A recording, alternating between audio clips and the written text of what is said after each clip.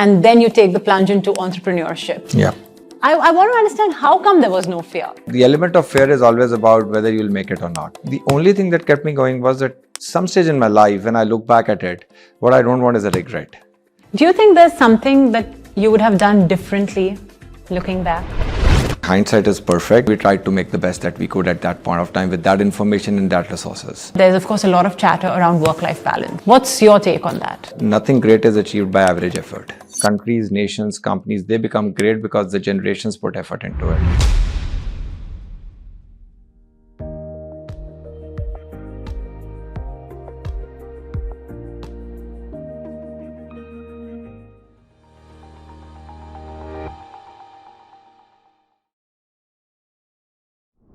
Today's episode is a little different.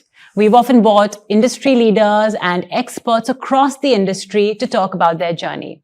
But this time we thought, why go outside when we have one of the most hard-tested entrepreneurs right here in-house? For all of us at Lighthouse Canton, we do know him very well and he does not need an introduction. But for the rest of the world, he is the guy who started it all.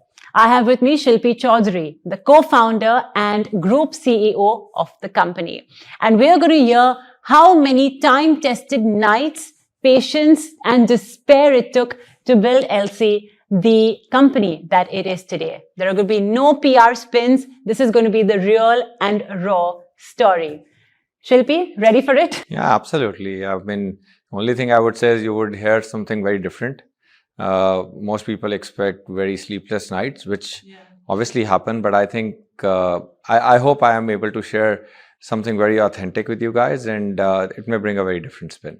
Okay, great. And I think it's very encouraging to hear that too, because we usually hear the stories of entrepreneurs having really troubled beginning days. And I want to start off with those early days.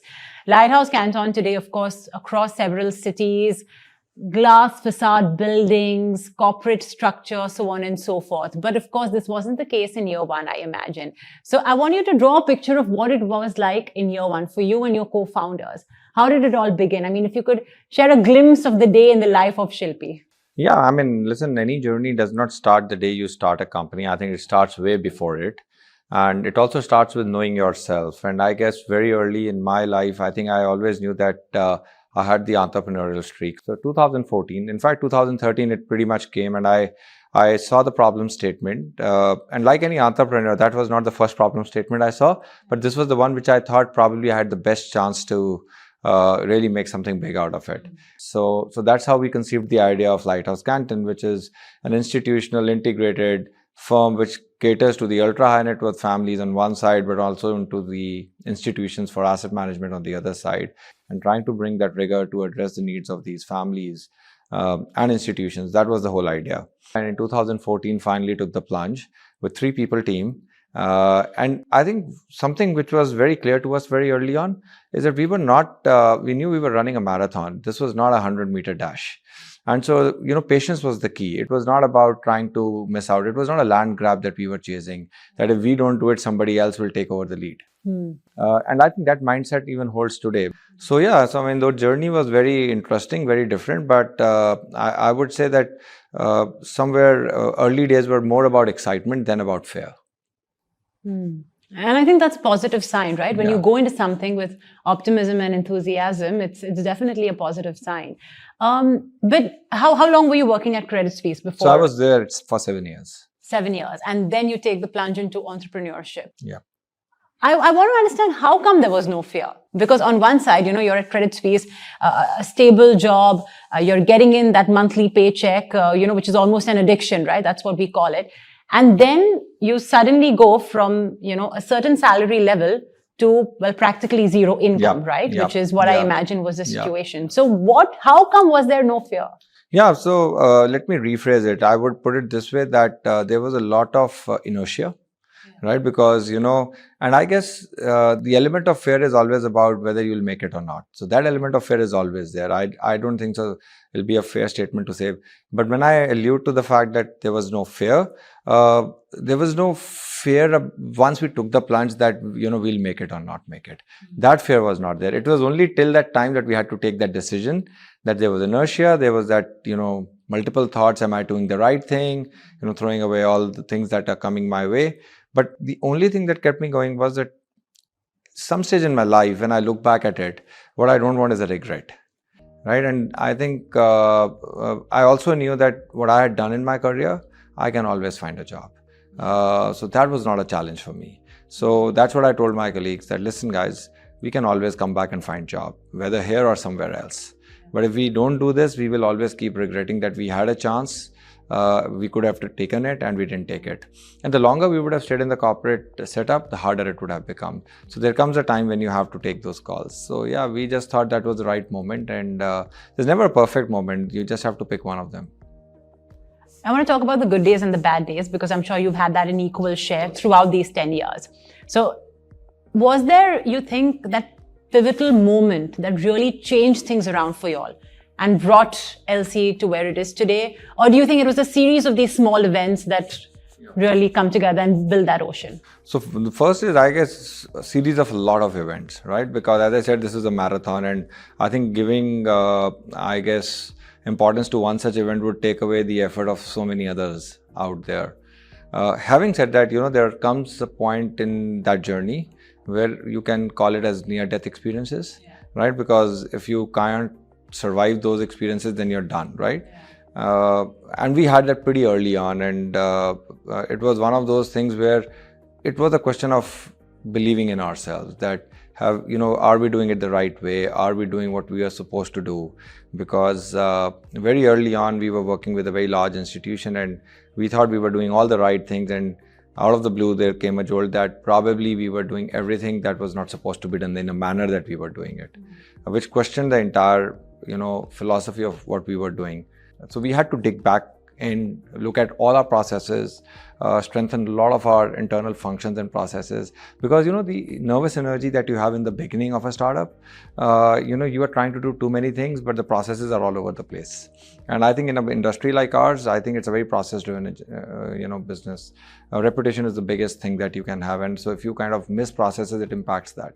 So yeah, it was good that it came in pretty early on, and we made those changes, and I think those changes they really shape us the way who we are today as well. So it's a true story of taking an adverse event and spinning it around to something that serves you well. And through this, you got your processes. And I mean, the mindset is there are good days and there are very good days. There's no bad days.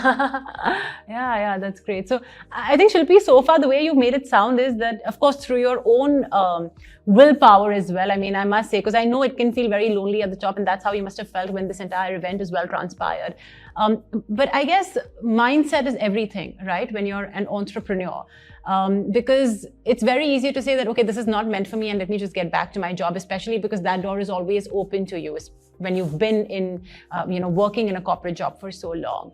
Did your co-founders have those moments? Because when you have it, you have your willpower and you can deal with it. How did you deal with it when you're three co-founders? Yeah, so I think in this case, I guess probably I was taking the lead and they were really looking up to me. And so my behavior would have really either solidified their own, doubts, or probably would have taken them out of the situation. So I think that helped because they were, I would say, true believers in what I was trying to do. And I think when you have those people around you, I think it just changes a lot of things because they looked upon saying that, okay, we will give it all. But they needed some reassurance from somebody, and I think I was providing that reassurance to them that I think we will be able to do this. And I think there's no shame in failing. I think the shame is in not trying. So try, and if you fail, that's perfectly fine. But if you fail without trying, that's the worst you can do to yourself. So that's the mindset that we built up, that we'll give it all. And if it didn't work, it didn't work. Do you think there's something that you would have done differently looking back? Very hard to say, not for any other reason. I think we can all improve so many things when we look back.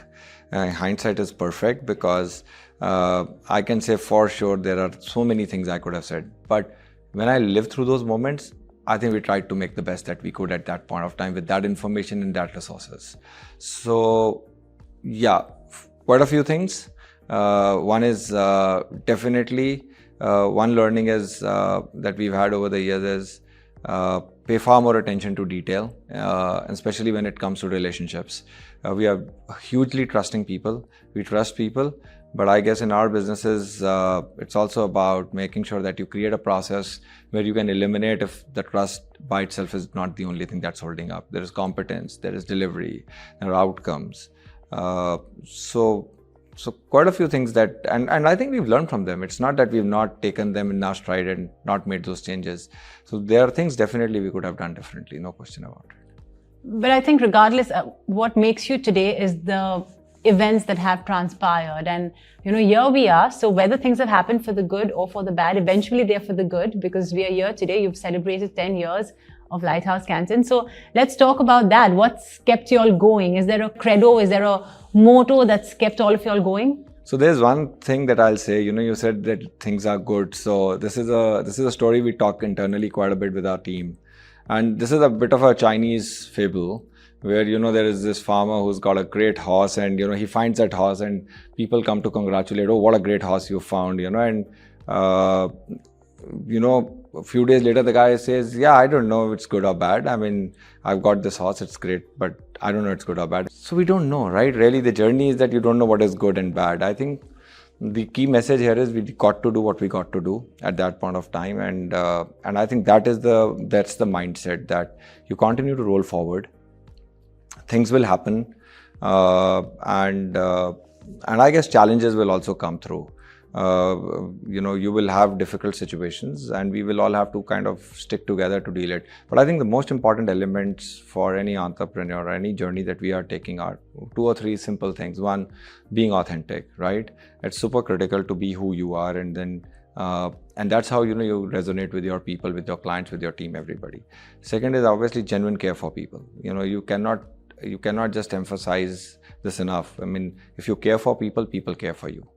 Right. And so those are some of the things that I think are things that we try and follow every day. And that does not mean that I don't need to be tough on people. I think that's, again, quite misleading. Being tough on people does not mean that you're not nice to them. I mean, in a way, it's also like you need to ensure that they're working to their full potential, right? It's kind of keeping them on their toes, because there is this tendency for people to sort of slip into something what we call as a zone of, all right, it's happening, things are happening. And you sometimes as a leader need to tell them that, hey, come on, get out there, put in that extra effort. So as an entrepreneur, how do you try and put that spirit into your employees? Because while you as an employee always looked at it from an entrepreneurial spirit, that's not the case with everybody else. No, I guess you have to live by, you have to live it first yourself. You cannot preach if you cannot follow yourself. So I think the first change is the change at your own level. So how you live your lifestyle, how you live your daily values, I think you need to demonstrate that to people. I think no matter how you say to people, people see your actions. And I think and it's a saying, right? The actions speak louder than words. It's pretty much out there. So people will do what you do, not what you say. Or a 360-degree feedback, system of sorts. Is that something that... I mean, we do that all the time, and I've realized that it works till it works, and then there are things beyond the 360 feedback. So let me tell you, if there are knowns, and those probably come from people who will give you a 360-degree feedback, and there are unknowns. There are things that you don't even know that you need to have to kind of go out there. So the only way to do that is, I think, probably explore, learn, be very curious all the time, and try and figure out who are role models. And the role models can be people in the industry. They can also be people who you don't know but they've written books about, and you kind of try and see what they've done in their lives and learn something or get inspired by them. Maybe on the 20th anniversary of LC, we'll sort of have this conversation, and you'll say, okay, maybe 10 years ago I could have done this, and there was nobody to tell me. But yeah, like they say, hindsight 2020, yeah. Right? Okay. Let's talk about work culture and about the kind of people you like to see in LC. Today, I mean, back then you were 4 or 3 or 4 people, and today you're a team of 200, if I'm not mistaken, across 4 different markets. How do you select your team? I don't want to pose this in a way that's very exclusive. LC is not some exclusive club or something, but I'm sure there's a certain ethos, there's a certain culture that you look for when you bring people onto LC. So what is it that you're looking for? So first of all, I think the most important element is that for me, I think my immediate team is what matters, and I hopefully that immediate team then takes the message down, and I think they're able to scale up the team. There are 3 or 4 things that we are very, very fundamentally looking at. One is, I think we want people who are very high energy people. I think it really translates into, in a business like ours, I think you need that energy around yourself. Super important. But that's something not everybody will have or will have. I think it's one of those things that you figure out by interacting with people. 2, I think you look at people who are got a mindset of solving problems. Right? And there are enough problems in this world, and there are people who bring problems, and there are people who solve problems. Do you have a problem solving mindset, or do you have a problem identifying mindset? So we like people who are problem solvers, because problems are going to happen all the time. Resilience is another thing that you want to look at people. You try and see what they've done in their previous jobs, what they've done in their previous roles. And I think resilience stands out, because if they've come through some of those difficult challenges, then it shows that they have it. Curiosity, right? If you're not curious about what's happening out around you, you're not a learner, then I think we want people who have ambition, who want to grow, who have curiosity to learn new things. And those are the kind of people we're looking. There are a few things which are a given, right? And I think one is integrity is a given, right? I mean, those things we don't have to even talk about. Now, the other thing that we try and do is we look at people, and I would say, when people talk about diversity, and let me give that as an example, diversity brings a very different angle because it brings different perspectives. And we do I think given all things equal, you have to hire people on merit. Given all things equal, then we'll look at diversity as one of the other elements to add on. So, but diversity by itself would not be the objective, because that will be not doing justice to the cause of diversity itself. Yeah, I know what you mean. Yeah. I mean, it's just not enough to pay lip service to it. And that's, I guess, where you guys really want to stand out. Have you ever had to take any tough calls when it comes to your team? And by tough calls, I mean layoffs or anything of that instance. Has that happened with LC? Yeah, I mean, listen, those are tough. The tough calls have a tough process, because it takes so much time and energy before you arrive at that decision. And those are not easy decisions. There are calls where sometimes you sacrifice the short-term opportunity for the long-term good. And they are not easy calls. You give up revenue because you believe that you want to do the right thing. And these are not an easy thing to do in a world where I guess people look at short-term gratification more than anything else. So to let go of an opportunity to either grow business, opportunity for profitability, immediate business that comes in and brings revenue, letting go of all those things. Those are things that are hard calls to make, but once you make them, I think then it has huge long-term implications, which are really, really positive. But short-term, sometimes you do feel that you miss out. So those things happen pretty much all the time. Have you made any personal sacrifices along the way in these last 10 or maybe 12 years, right? Because you said that the journey always begins 1 or 2 years prior. Have you made any personal sacrifices? I guess, you can call them sacrifices, or you can call them, getting better work-life balance, or you can call them living a better life, because those are sacrifices. You have to be very diligent, very disciplined. You have to give up a lot of social engagements that you would have otherwise done. You also kind of give up a lot of time that you would have done with the family. Right? So those are sacrifices, but they have huge payoffs. They have payoffs in terms of health. So I had to focus a lot on my health, because I knew that if I'm not keeping my health well, then I won't be able to do justice to the business, which means I had to change my lifestyle a lot, which is a sacrifice that you have to make. Things that you like to do, or, probably things that you enjoy, you have to give them up. So those were sacrifices that were made. There was time spent on trying to learn new skills. And that was a time that could have gone into something else. And that was a time that had to be done, and those were sacrifices that had to be made. And yes, there were sacrifices made in terms of even taking pay cuts and compensation off the table, because if you take all the money out, then you deprive the business of that opportunity. So to replow that money back into the business and have the courage and the conviction that in the long run we will probably make it. So yeah, those are sacrifices, but honestly I don't call them, because they were done with a lot of conviction, and it only made me a better person. I think this resonates very well with what you mentioned earlier, right? Short-term losses for long-term gain. I think all of your sacrifices were basically short-term losses, and at the end, of course, it's a long-term payoff. In India, in particular, there's of course a lot of chatter around work-life balance. Yeah. Right? We've heard some controversial statements being made by plenty of top bosses at India Inc.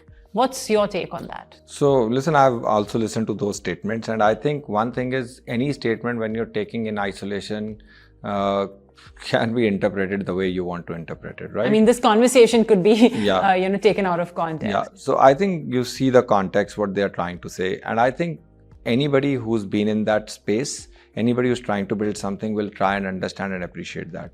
So first thing first is that nothing great is achieved by average effort, right?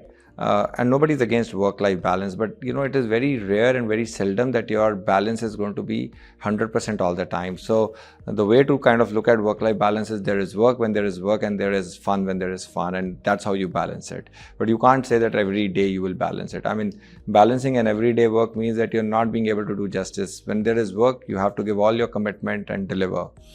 And it's not only a sacrifice at your level, but I think countries, nations, companies, they become great because the generations put effort into it. Now, it's a 70-hour or a 80-hour, those are just nomenclatures, right? End of the day, it's about getting things done, right? And if you're investing in yourself, and if you're learning new skills and you're staying ahead, the pace of change that we are seeing in today's age is massive. The skills that were relevant probably a year back are not relevant today at all. And a lot of people don't pay attention to it. So then whose loss is it? So I guess some of the people who are talking about work-life balance, I think they're talking about some of this as well. And I'm a big believer in work-life balance, but I don't think so I can do it every day, right? Because it's like, if you're only working, then you have no new ideas. A new idea come because you're kind of decluttering your mind. So let me put it this way, there has to be a balance of mental balance, there has to be a physical balance, and there is obviously a work balance. You got to pay time to everything, but I just can't balance it every day. I can balance it in probably totality by saying there will be days when I'll be giving it all in, and then I'll go for holidays. When you go for holidays, then you're not talking about work, right? And so that's the balance I think I believe more in. So one of the things that this industry lacks is the rigor on data, and technology allows today for hyper-personalization, reaching out to more number of people, and I think those are initiatives we are trying to drive. The mindset is about having a Lego block, and if we are not good at something, our job is to also be very candid enough to say, we will need an outside help. So you don't need to go for that. We will go and pick up who's the best guy in the industry. I think you've seen what's happening in the generative AI world. My fundamental belief is that it's going to alter everybody's life. Can we make sure that Lighthouse Canton is ready to have an AI first mindset? Thank you for listening in to the Lighthouse Canton Ideas podcast. We hope you found this conversation insightful. Subscribe and tune in for more episodes. This podcast has been prepared by Lighthouse Canton for informational purposes only. There is nothing contained in this podcast that constitutes advisory services. This podcast does not constitute an advice to invest in any specific investment or investment class, vehicle, or financial instrument. You should consult a professional advisor to obtain specific advice regarding the financial, legal, regulatory, tax, and other regulations that may be applicable to you. You should consult a financial advisor authorized in your jurisdiction before making any investment decision to fully understand the products and associated risks.